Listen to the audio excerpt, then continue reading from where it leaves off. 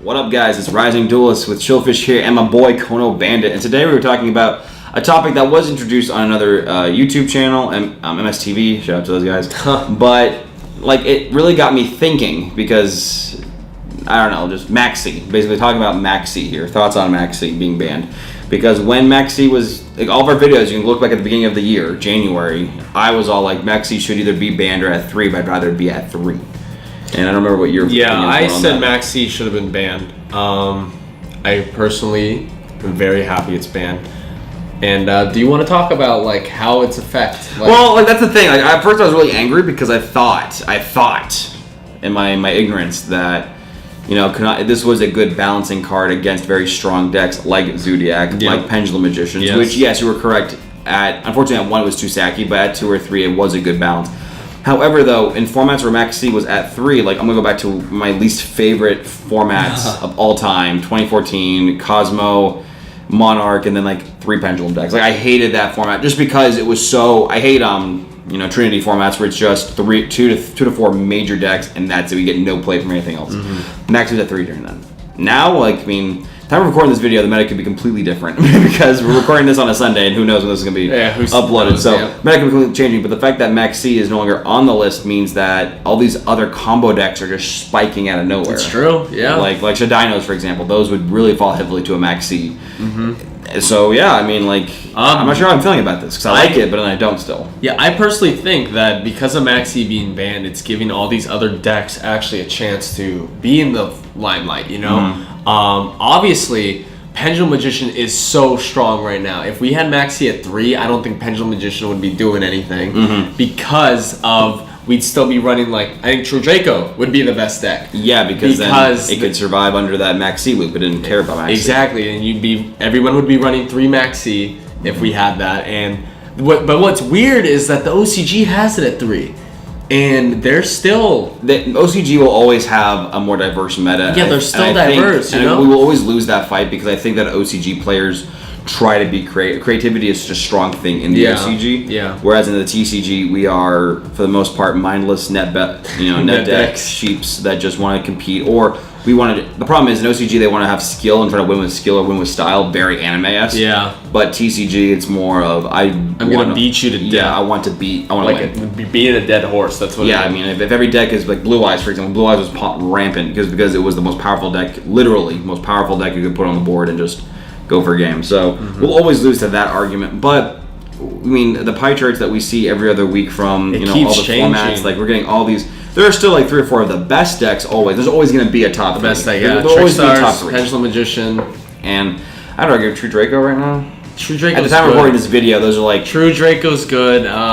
It's weird because then once you get out the first 2, it's like any deck could theoretically be the 3, next third 4 one. to 5. I guess True Draco, but you know, we see Shadal Dinos like Light Sworns are popping up. Light Sworns, FTK, Paleozoic, FTK, Gemnite, FTK, Magical Musketeer, which they all have one thing in common. They're really hyper combo dependent and they're hyper special summon. Teledad got top 8 at Ottawa.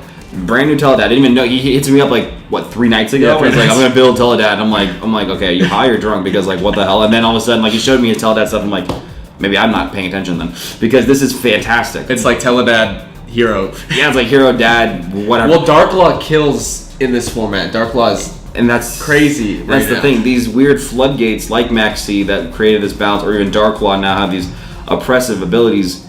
Are they even good for the game? Because, well, I loved Maxx C as a sense of it was really like as a drawing card. Yeah. More so as a drawing card versus a play stopping card. Exactly, yeah. The only time I would really play would be, okay, I want to go, I want to get some cards. At least I'm getting 2 cards. At least I'll break even and get 1 card. Yeah. But now that we're seeing all these great combo decks show up, and they're not winning events, but they are placing and they're topping.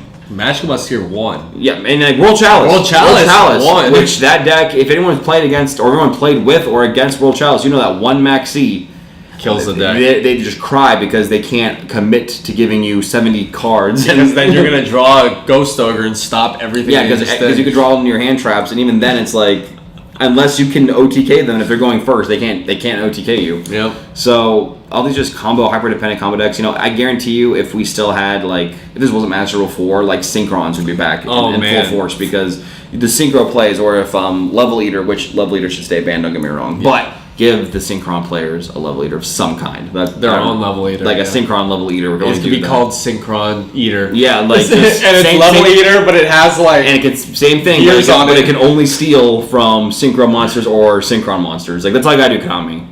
No one write me a check for that idea. Just steal it and use it. Yeah, I wish it was Master Roll 3 because then I could play Fluffles and kill But even everyone. Fluffles, though, like even Fluffles with the Maxx C drop down, you could survive it, but still, could you afford giving your opponent 2 or 3 draws? 2 or 3 cards, yeah. You don't want to do that. You don't want your opponent to have more leverage Advantage. there. Because isn't that deck also kind of weak to like board wipes? So Yeah, what if I it's opened weak to it? board wipe. What if I drew into? I mean, Shania knows which I'm playing. If you Maxx C'd me, even though I can still do my combos and go in for OTK, if you drew Maxx C, or I mean, if you drew Raigeki, Dark Hole, or even UTC. Yeah, or even if they just drew like Menko, whatever its name is, just as a board wipe to prevent you from doing an OTK on it, that can really cripple a whole deck. So, I don't know. At first, I was really mad that Maxx C was banned. I'm like, really? Seriously? This is the one thing that was saving decks? But now I'm thinking that was the one thing that saved the meta. Yeah, like, because I'll honestly... I'd be really weird of a bunch of cards like that if it means we're having a just giant plethora of card pool. I think it makes people more creative because they're like, I don't have to worry about special summoning. I can do what I want. I can play decks. I have to worry about other hand traps right now, but I'm not worrying about a drawing hand trap. Drawing a hand trap. And I think that makes people be like, let's make this Gem Knight FTK a thing.